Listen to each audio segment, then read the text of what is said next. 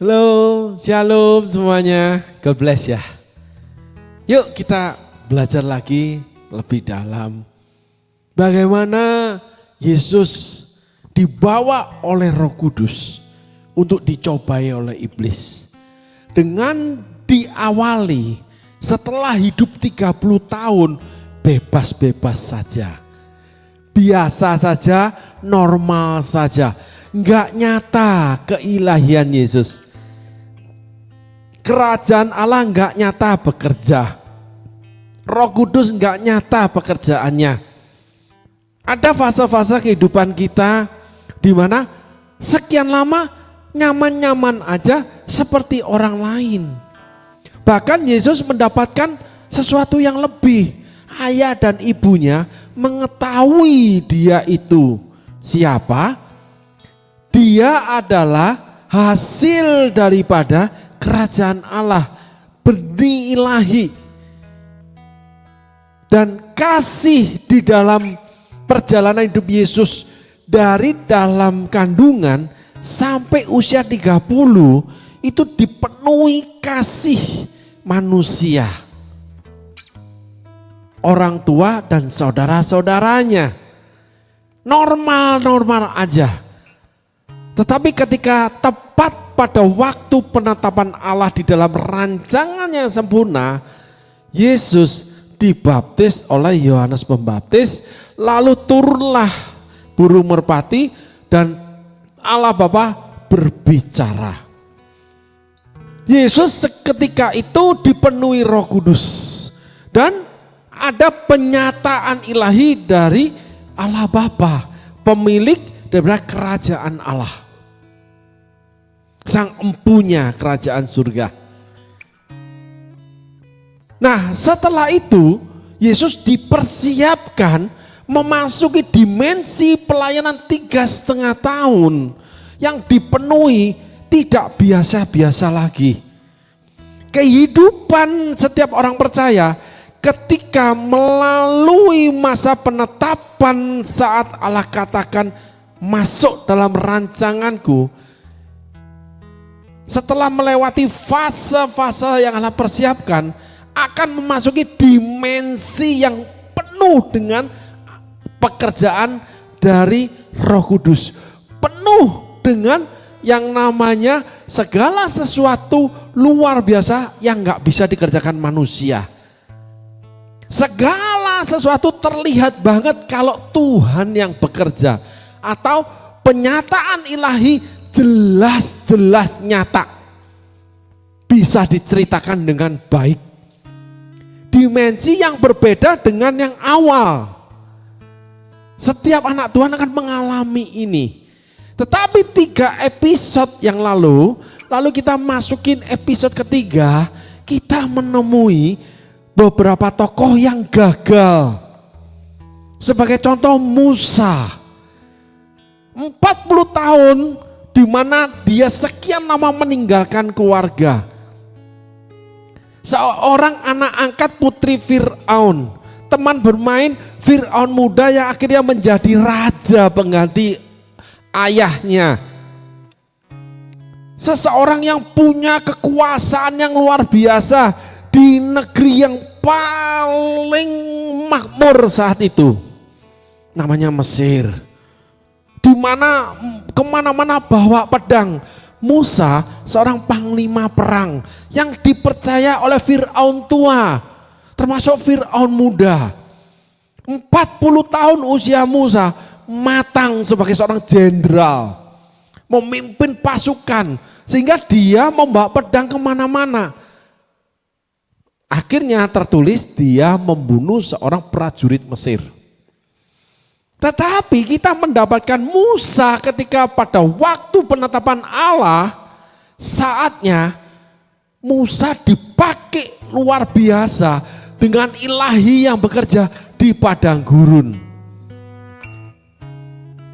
Dengan catatan Musa meninggalkan segala kemewahan Mesir, hidup di kemah untuk berserta bangsa Israel menjadi perwakilan daripada kehendak Allah di bumi, mengikuti tiang awan tiang api yang diberikan Bapa di surga untuk menuju tanah perjanjian.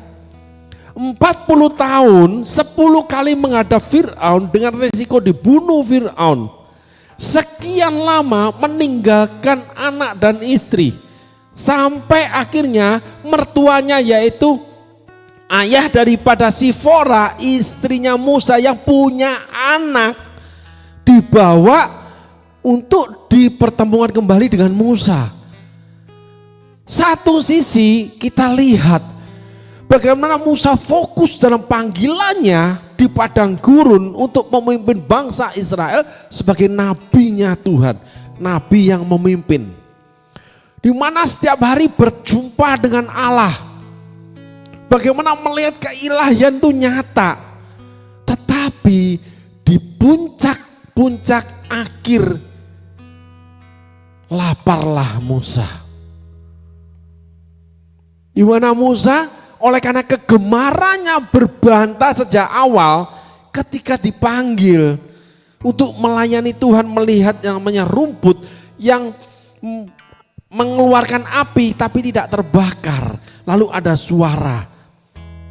Musa sudah berbantah, karakternya berbantah.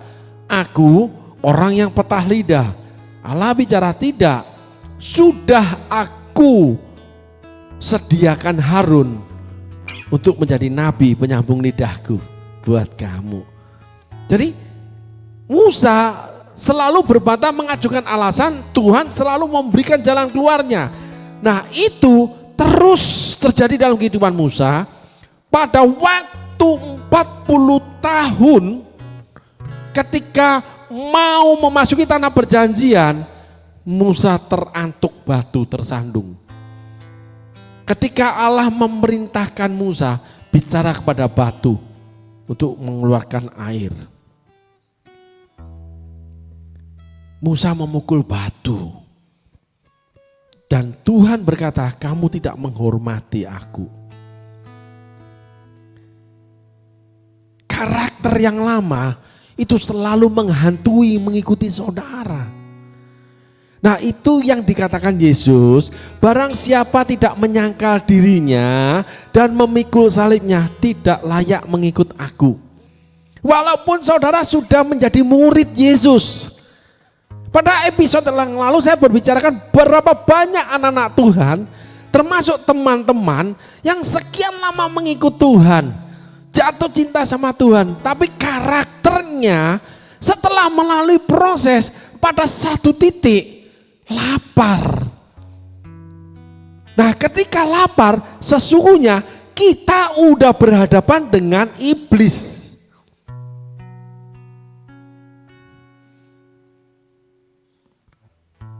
The battle of the war. Iblis selalu memancing seperti yang dilakukan terhadap Yesus seluruh kemampuan kita. Sehingga iblis akan membisikkan, ya kamu kan mampu bisa beli, kamu kan diberkati Tuhan, nyatakan dong imanmu. Iblis selalu ngomong, mencomot yang namanya firman Allah, tetapi di tengahnya dia ganti, di akhirnya dia simpangkan. Kisah Adam dan Hawa. Kan Allah ngomong begini, sebenarnya tidak. Iblis akan kerjakan bertahap. Kamu kan udah tua, coba kamu dandan kayak orang Korea. Kan lagi nih, Korea lagi luar biasa nih. Flexing, tampil nih Korean banyak sekali ibu-ibu, emak-emak. Yang akhirnya membuat sebuah dampak pandangan orang terhadap dia, itu sebagian orang tidak baik. Nah itu akan merangsang lebih jauh. Saya harus punya penampilan nih. Dari cuma riasan diri, akhirnya apa yang saya bawa. Setelah itu apa yang membawa saya. Saya harus tampil model seperti gadis-gadis Korea. Lalu saya harus memiliki wajah-wajah seperti Korea sehingga dandanannya berubah seperti gadis-gadis Korea padahal emak-emak. Bukan dandanannya itu berhasil atau tidak, saudaraku. Alkitab menyatakan karakter Allah, I am who I am, aku adalah aku. Jadilah dirimu sendiri sesuai dengan apa yang digambarkan serupa dengan Yesus. Maka setelah itu mengubah penampilan, mengubah apa yang tidak ditampilkan, termasuk penampilan yang membawa image bahwa saya eksis, saya sudah berhasil, saya kaya, saya punya kekuasaan, saya ini. Diawali dengan cuman menampilkan diri supaya terlihat cantik. Iblis menggoda, kamu punya kemampuan. Pada awalnya cuma yang namanya barang mewah. Akhirnya karena terlalu banyak pembayaran sehingga pola pembayarannya menjadi berubah. Arus main keuangannya berbeda. Yang membawa dia akhirnya bagaimana pola dia sama Tuhan itu juga berubah. Musa itu dongkol marah sama bangsa Israel. Sehingga dia lepaskan kemarahannya, dia pukul batu. Itu serupa melepaskan kemarahan di awal membunuh prajurit Mesir. Yang membuat Musa gagal menerima janji Allah. Nah, kita sekarang masuk pada fase di mana iblis berhadapan muka, lalu iblis menyatakan kemampuan kita. Saudara ingat, yang kita pelajari orang-orang yang normal-normal lalu memasuki sebuah penetapan panggilan Allah dalam rancangannya, bukan hanya pelayanan. Bukan. Ya, nah di dalam penetapan Allah, saudara kan dibawa ke padang gurun, dibuat sesak, dibuat sempit, lalu saudara itu harus mengambil keputusan. Kita flashback sedikit. Setelah saudara mengambil keputusan, timbullah lapar. Setelah mengalami padang gurun proses Tuhan, saudara lapar. Nah, saudara akan dipancing iblis sesuai kemampuan saudara. Kamu kan punya duit, kamu kan mestinya butuh yang namanya healing, kamu kan butuh relaksasi, kamu kan lagi sendiri, kan rumah tanggamu nggak baik, kan kamu harus berjuang. Semua yang diajukan iblis tentang saudara ditembakkan ke pikiran saudara. Hati-hati dengan panah api sejahat. Itu akan ditembakkan, tiba-tiba terpikirlah hal-hal yang berpusatkan kepada saudara, bukan berpusatkan bagaimana kehendak Tuhan di dalam diri saudara. Sama-sama di dalam, tapi asal muasalnya yang satu daripada si jahat, yang satu dari Allah. Allah membuat Yesus luar biasa. Iblis mengangkat apa yang Allah Bapa berikan yang luar biasa di dalam diri Yesus melalui firman Allah. Nangkep ya saudara ya. Nah, di situ akan nampak 3 hal yang iblis kerjakan. Nah, inilah yang membuat banyak anak-anak Tuhan terjungkal karena lapar. Ketika dia lapar, iblis langsung maju. Setiap kali lihat ini, aduh, lalu mulai pergaulan yang buruk merusakkan kebiasaan yang baik. Oleh karena punya duit, next level kehidupan. Dulu sales, akhirnya naik supervisor, naik asisten manajer, naik manajer. Tadinya sales cuman keliling menawarkan barang, jadi supervisor diminta pendapat oleh pimpinan namanya asisten manajer. Oleh karena asisten manajer, maka diberikan atau dipercaya setiap pemikirannya untuk menopang manajernya. Oleh karena manajer, pendapatnya sangat didengar oleh direksi.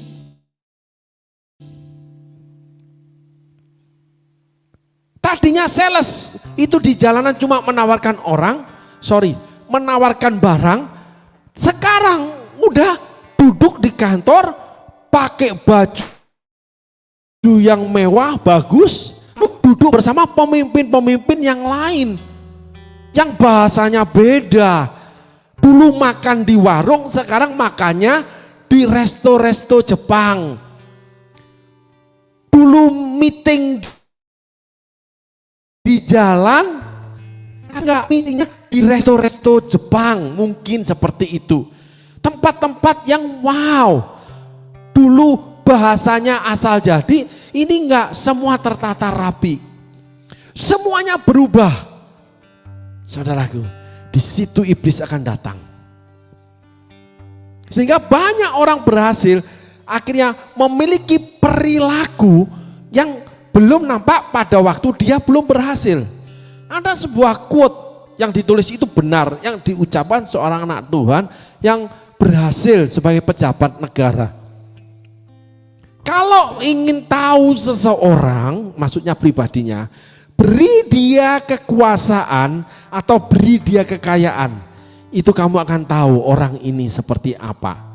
Nah, banyak anak-anak Tuhan ketika Tuhan udah berikan yang lebih-lebih, yang luar biasa, nampaklah perilakunya. Itu yang menjatuhkan anak-anak Tuhan. Karena dia sedang berhadapan sama iblis. Dan iblis selalu mengingatkan, memancing, mengeluarkan yang memang kamu bisa, yang memang milik kepunyaanmu, yang memang kamu hebat. Mari kita tengok firman Tuhannya. Tetapi Yesus menjawab, ayat 3 dulu. Lalu datanglah si pencoba itu dan berkata kepada Yesus, jika engkau anak Allah, perintahkanlah supaya batu-batu ini menjadi roti. Iblis memancing, iblis memperkatakan, iblis menggambarkan, memang Yesus anak Allah.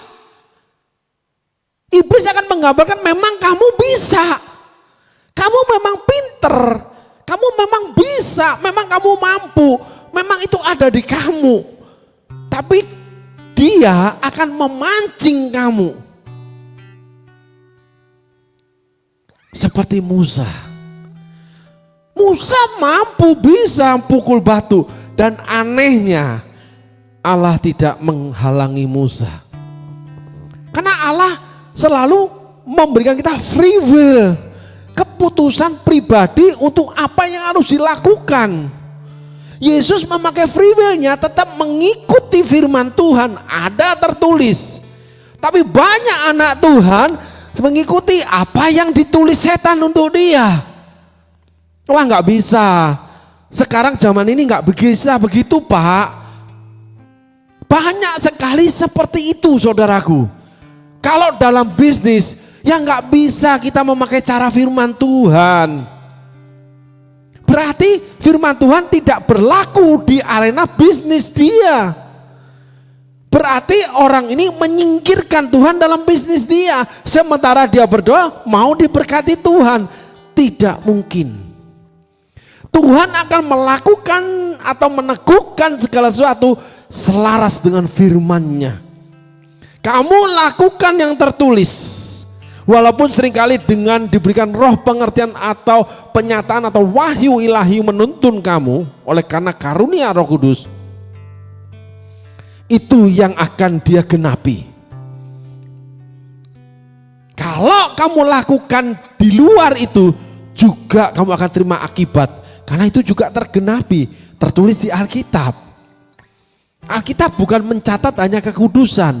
Alkitab mencatat tentang perbuatan dosa, yaitu pelanggaran terhadap firman Allah. Amin, saudaraku. Yuk kita kembali lagi ke firman Tuhan. Lalu datanglah si pencoba itu dan berkata kepada Yesus, jika engkau anak Allah, Yesus memang anak Allah, perintahkanlah supaya batu-batu ini menjadi roti. Yesus mampu, Yesus bisa. Ayat selanjutnya, dipancing Yesus.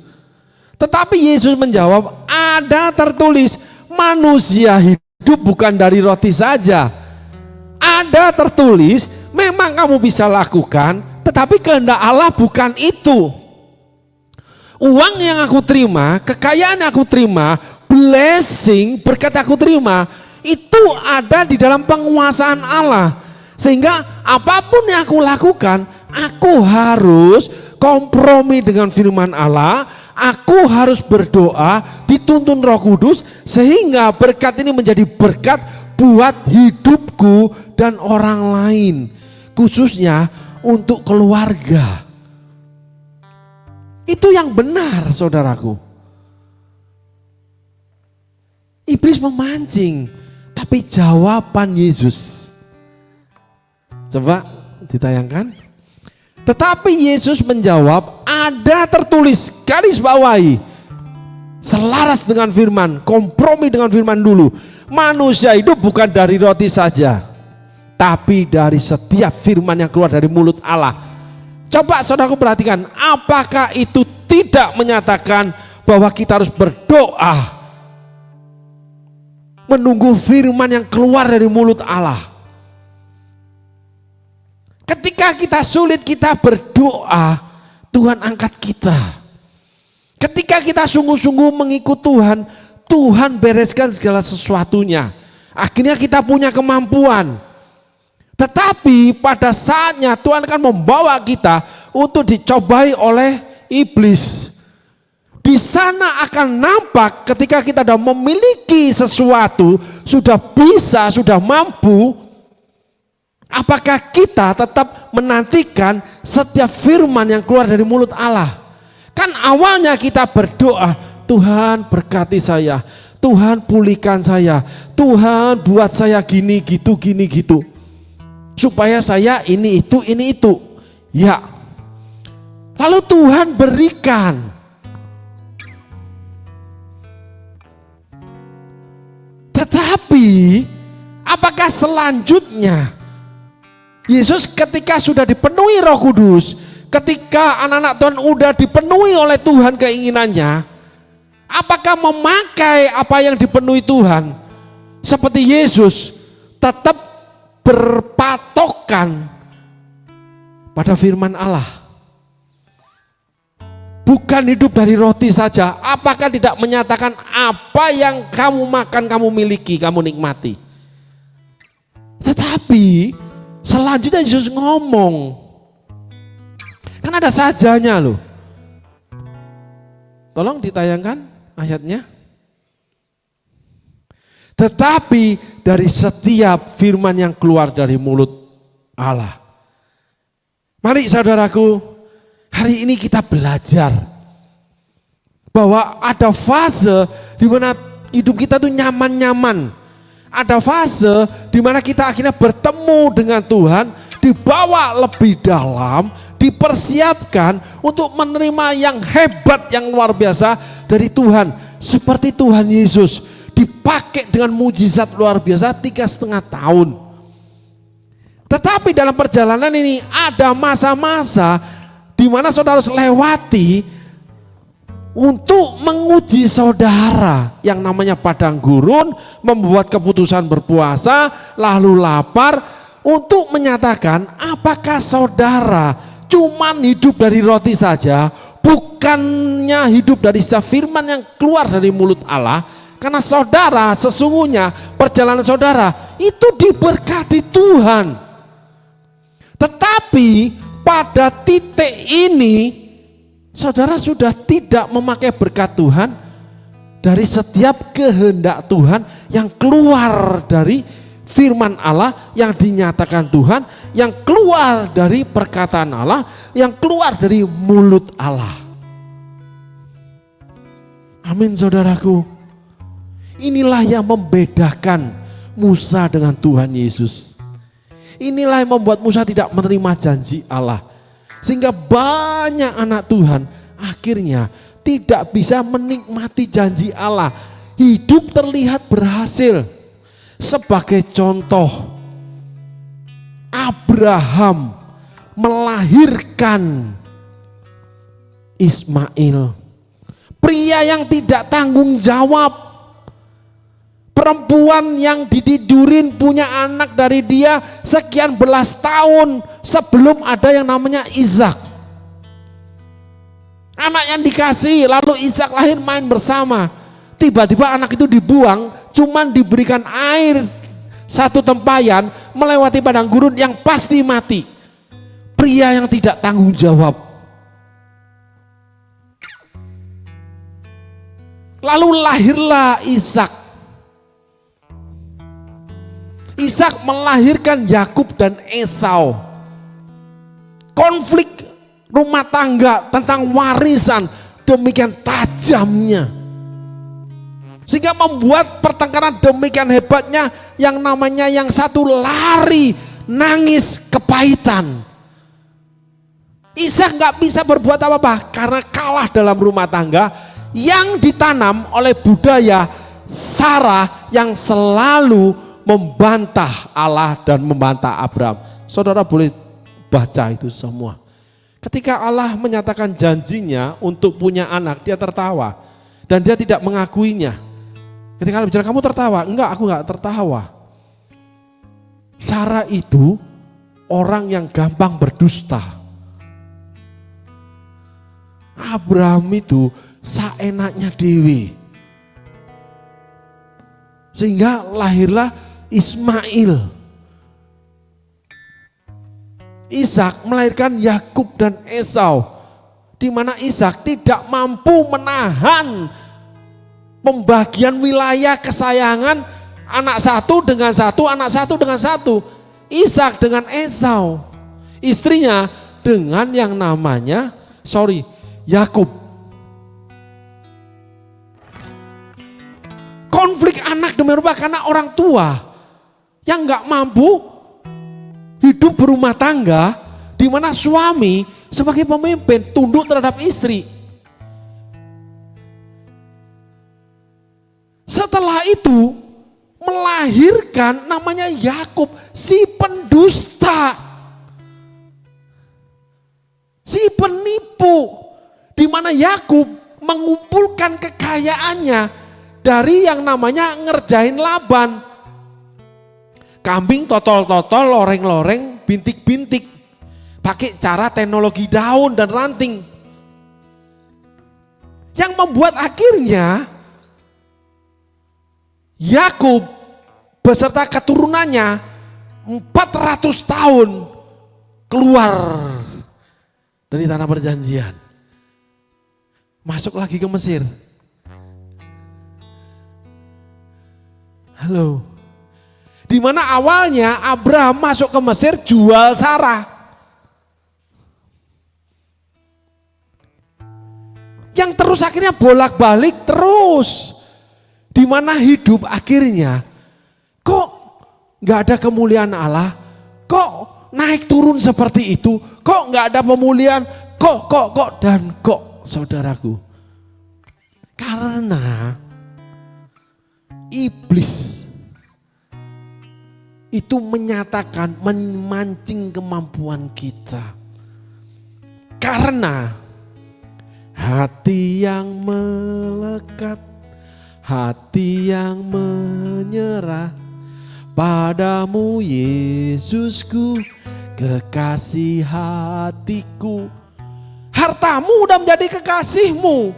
Di mana hatimu berada, hartamu berada. Bukan firman Allah menjadi panduan hidupmu, bukan menjadi yang namanya pelita bagi kakiku, terang bagi jalanku. Firman Tuhan bukan menjadi sau bagi jiwaku, batu penjuru bagi setiap keputusanku, tetapi hartaku yang harus bertambah. Aku dan aku, bukan Tuhan yang di dalam aku. Akunya sama, tapi kemudinya di tangan Tuhan atau firman Allah. Kemudinya oleh setan itu dibuat untuk kita yang mengemudikannya. Awalnya Tuhan yang mengemudikannya. setiap firman yang keluar dari mulut Allah. Sehingga kita lebih berpatok pada roti, yaitu kehidupan kita. Kita udah bergeser diri kita menjadi Tuhan. Kepemilikan kita akan sesuatu, entah kekayaan, keberhasilan, entah kekuasaan, entah keluarga, entah anak, entah apapun, itu menjadi berhala. Di mana kita namanya segala sesuatu itu dari sana sumbernya. Keputusan harus dari sana, semua dari sana. Jadi itu yang saudara pertahankan, yang saudara sembah. Yang menjadi yang terutama dalam kehidupan saudara. Kasihlah Tuhan Allahmu, diganti kasihlah apa yang kamu kasihi. Bukan Tuhan Allahmu. Sehingga kita udah lepas daripada pengaruh dominan kerajaan Allah. Kita udah mengandalkan diri kita sendiri. Di mana kita akhirnya melangkah sendiri. Dan setan tinggal melihat. Kamu belok ke kanan ujungnya neraka, belok ke kiri ujung neraka, ke bawah ke atas ke neraka. Karena kamu udah keluar dari taman di Eden sebelah timur. Di mana Allah menempatkan kamu di sana. Taman Eden adalah seluruh rancangan Allah di dalam kemurahan kasih karunia dan anugerahnya. Membuat Yesus menjadi juru selamat, menjadi berkat kepada setiap orang yang mengakui Dia. Akhirnya kita menjadi salurannya Allah. Amin saudaraku. Yang pertama, setan akan memancing kita keluar dari firman Tuhan. Kita udah gak dengar-dengaran Tuhan lagi. Kita udah gak doakan semuanya lagi. Kita udah mengemudikan hidup kita sendiri, berpatokan pada apa yang kita sukai. Sehingga kita harus terus menambah-nambahkan kesukaan kita. Setiap langkahku dipimpin oleh Tuhan. Aku akan memegang kamu dengan tangan kananku yang kuat membawa kamu kemenangan. Yang namanya dipegang tangan kiri. Di mana keinginan kita, kesukaan kita, kita naikkan di hadapan Tuhan. Tuhan pasti beri, atau Tuhan tunggu, atau Tuhan gantikan yang lebih baik. Yang tidak akan membinasakan kita. Yang tidak akan dapat dicuri oleh iblis. Karena dia memang bapak pendusta dan dia pencuri. Dari awalnya.